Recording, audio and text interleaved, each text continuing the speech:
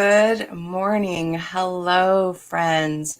Welcome to the new midweek with meaning. We've switched from Mondays because I don't know about you, but I find that I can really start the week off with a bang, right? I can get it going. I got a plan. And then about Wednesday, I'm like, what was I doing again? So, my hope is by shifting this to the middle of the week, we might be able to get a little more oomph in our week and kind of carry through as we move on to the week. So, this is now Midweek with Meaning. It's a weekly show where I'm going to share some tips, some techniques, and some insights to help make meaning that matters to you. So, this week we are going to talk about sleep.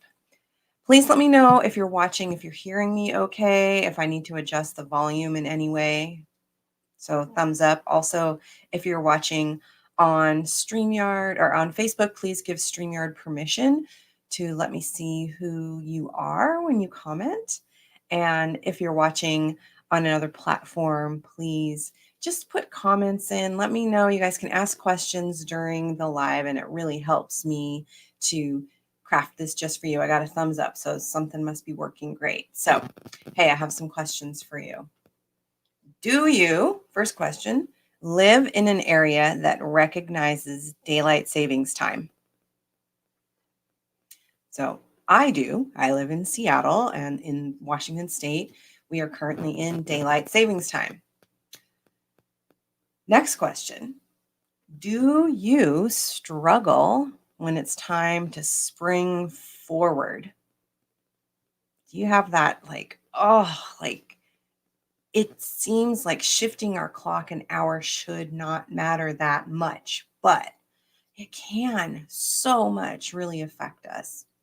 So today we're going to be talking about some sleep hacks to help us make this transition over to standard time. This is taking place over the next weekend. So if you're watching a replay, oh no, it's wonderful, says Ellen. You like this spring forward? It is ultimately nice, I think, to spring forward and have light earlier in the day. However, I do think it's a little tricky if we're supposed to be somewhere at 8 a.m. and we've changed the clocks where it's was 8 a.m. is now 9 a.m. So you're actually supposed to get up an hour earlier. I think that can be kind of a tricky experience. In the fall, woo, that's great. We get an extra hour to sleep in essentially. But let's just talk about this. So, as someone who has worked night shift for, oh my gosh, 7, 8 years, a long time. No, actually longer than that. Now that I think about it, I worked graveyard at a completely different job. Oh gosh, sleep is so incredibly crucial to our well being. It's so important. And if you're ever in a situation where you have to throw your schedule back and forth to deal with sleep, it can really, really mess you up on multiple levels. And I can take a deeper dive into that if you are interested.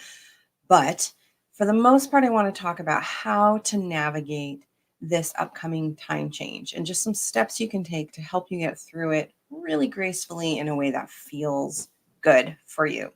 So, I'm hopeful that eventually daylight savings time might go away. We could just stay on standard time all the time because it's just wonky. But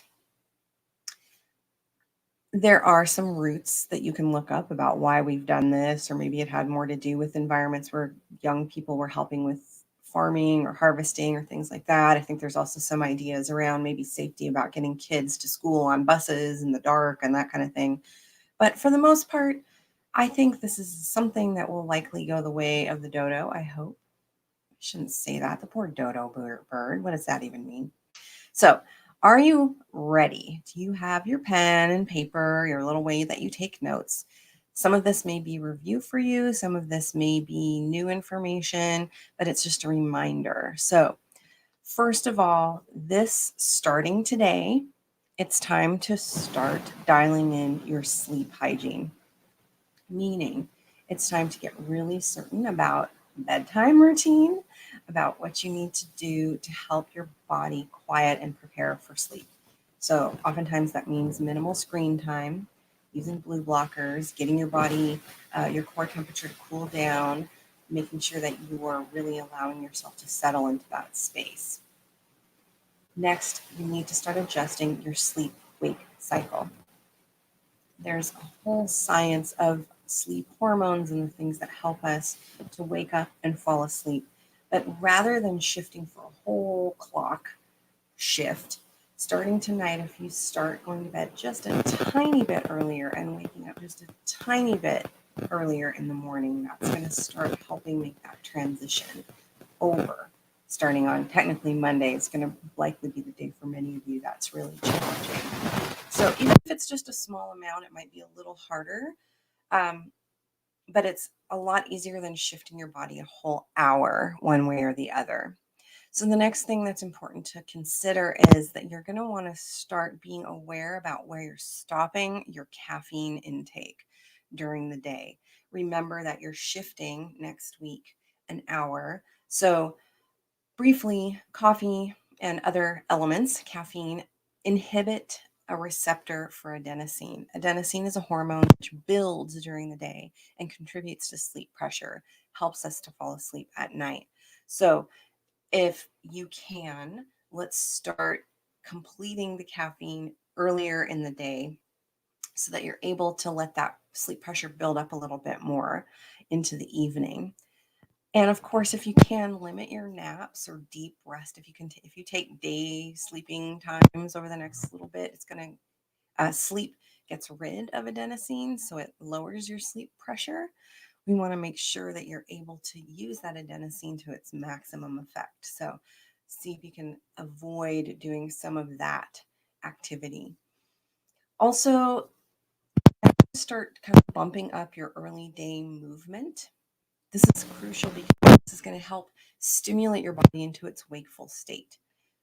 I know that's not super fun, but it's going to help also build that sleep pressure for the nighttime. So if you can maybe shift those energetic walks or working out to a little bit earlier in the day, you don't have to do it forever, although it's much nicer to work out earlier in the day in the summertime, in my opinion. That might make it a little bit more tolerable for you. Might make it easy to make this adjustment. And of course, one other thing that we do as travelers, or for those of us that need some support around sleep, is the supplement of melatonin. This is not something recommended to take every day, and in fact, you should probably check with your healthcare practitioner around the best ways to use this. However, at this point, it might be worth starting your melatonin a little earlier if you use it, or to start taking it just a little bit before you'd want to actually fall asleep. So if you're kind of sneaking that sleep schedule down a little bit, so you're normally you go to bed at 11, maybe now you'll want to try to go to bed at 10:45 or 10:30 or 10:15. You can start taking your melatonin just a little bit earlier so you're able to take advantage of that melatonin production, which is another contributor to sleep. Um, and the final thing that's super important is do your best to avoid sleeping in on Sunday morning. So the clock springs forward at 2 a.m. Well, I guess 2 a.m. Sunday morning, right? Saturday to Sunday. And I'm here for this. It's Sunday for those of us that don't work Sunday. This is the day to sleep in more, relax more, and chill more. Yes, normally I think that's fantastic. Transition, especially if you have to go back to work on Monday or need to do that are time sensitive at the very early part of the week. Do what you can to maintain that regular waking cycle during Sunday. So, as I just suggested, let's say you go to bed at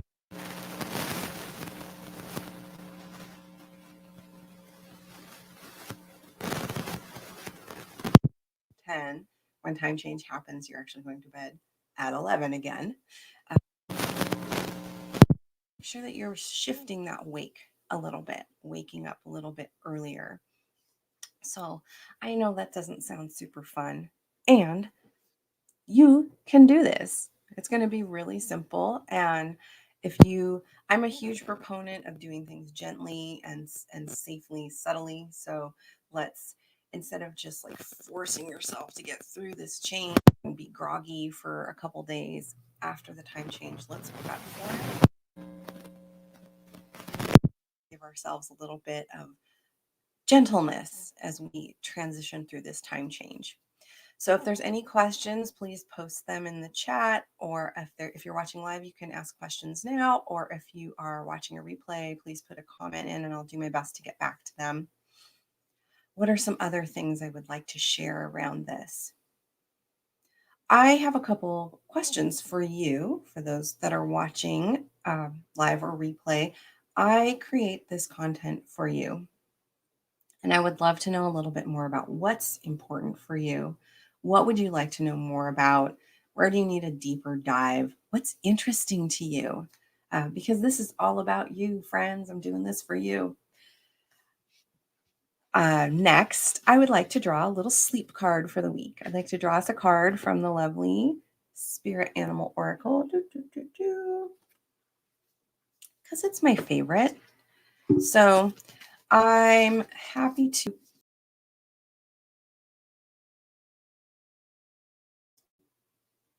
I knocked myself out of the screen. Sorry. Okay, let me do this again. So I'm going to just shuffle here, and I'm looking for if there's anyone that wants to give us a little information for the upcoming week. The time change is one part of it, but I also think it's important to recognize that we are shifting towards spring. And what does that mean? What does that mean for us, this season where we're putting our desires into action, our intentions into action? Actually, I just dropped a card, so let me see what we got down here. Sometimes when they jump out like that, you know. Aww.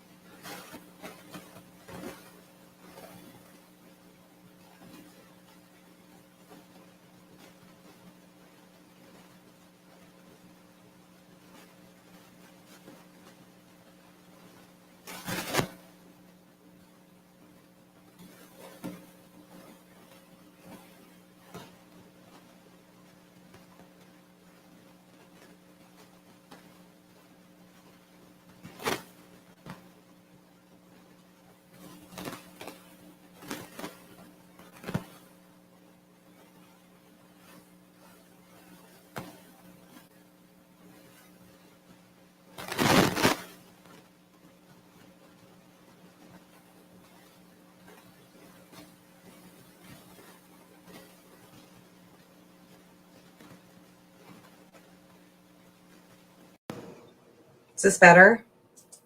How about that? You got turtle spirit? Okay. Hopefully you can hear me well. Okay, back to turtle spirit. Now is not the time to rush around trying to force matters. Move slowly, perhaps even so slowly that it almost feels as if you are not moving at all.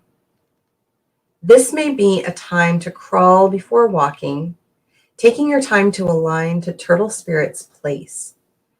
As you contemplate the road you are on, align to turtle spirit's place, maybe it's pace. That seems kind of weird, huh? Doing what you need to do in this small moment that will soon pass. Turtle spirit reminds you that sometimes the best action is to slow right down, so it feels as if you are doing not enough. Know that simply being aware of what is happening right now may be an important step towards determining whether you need to pivot or simply keep putting one foot in front of the other. True love and true success comes with patience, says Turtle Spirit. Focus on the now, and the next step will become clear.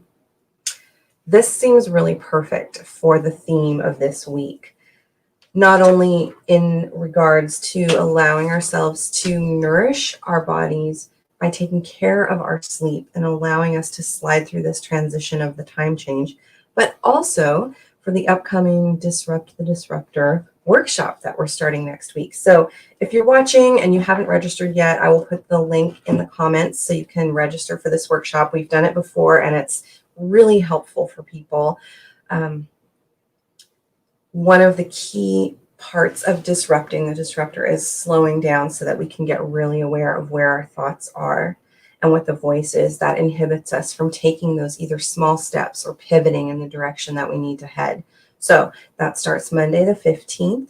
If you need support getting registered for it, we want to make sure we get you your playbook and that you're you know how to watch stuff, you know how to watch the replays. This is a week-long training. It's free. Please bring your friends because it's really great to do this with people that are you kind of on the same journey together with. And we'll be doing that starting next week. So I'm super excited about that. We'd love to have you. What else do I need to let you know about? I think that's the main thing for now. Come to Disrupting the Disruptor. Also, I give little ethical bribes and prizes. So please bring your friends, do the home play assignments, and we'll see how it goes there. So thank you for watching. I hope you all have the beautiful remaining part of the week, and I will talk with you next Monday in Disrupting the Disruptor and next Wednesday in Midweek with Meaning. So thank you, friends. Mwah. Bye.